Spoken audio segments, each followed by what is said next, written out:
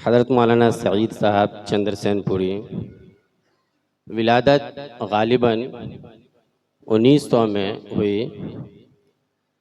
آپ کا تعلیمی گھرانہ تھا، اس لیے ابتدائی تعلیم گھر ہی میں حاصل کیے، اور پھر مدرسہ بشارت العلوم کا رخ کیا اور ثانوی تعلیم وہاں آپ مکمل کیے۔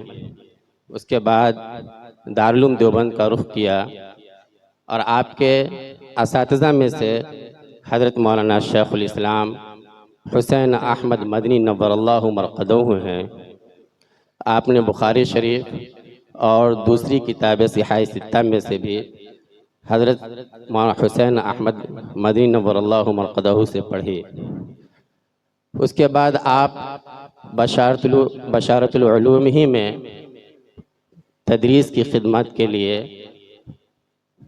انتخاب کیے گئے، اور آپ نے بڑے بڑے فقیہ اور عالم ربانی کو پیدا کیا، جس میں سے کئی بڑے نام حضرت مولانا زبیر رحمہ اللہ، حضرت مولانا صابر مدنی چندر سین پوری نور اللہ مرقدہ، حضرت مولانا عتیق الرحمن صاحب قاسمی چندر سین پوری، حضرت مولانا اہل اللہ قاسمی، اور ان کے علاوہ بہت سے ایسے آپ کے تلامذہ ہیں جنہوں نے اس بہار میں ہی نہیں بلکہ پورے ملک میں اور ملک سے نکل کر کے پورے عالم میں دینی خدمات انجام دی، جس کی مثال ہمارے اس علاقے میں نہیں ملتی ہے۔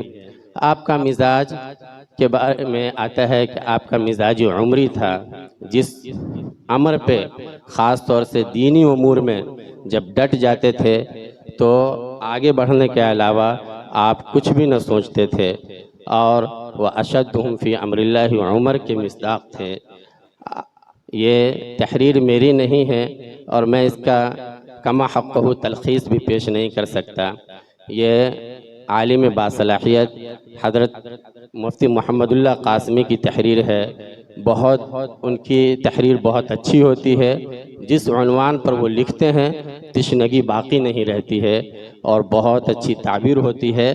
انہوں نے اس مقالے کا عنوان دیا ہے کہ جس نے غنچوں کو کھلایا اور گل کو تر کر دیا۔ ان کے نوک قلم سے نکلی ہوئی تحریر قارئین کے سامنے یہ درخواست کرتی ہے کہ مجھے ضرور پڑھیے، اگر نہ پڑھے تو اپنی کم علمی کا گلہ نہ کرنا۔ وما توفیقی الا باللہ۔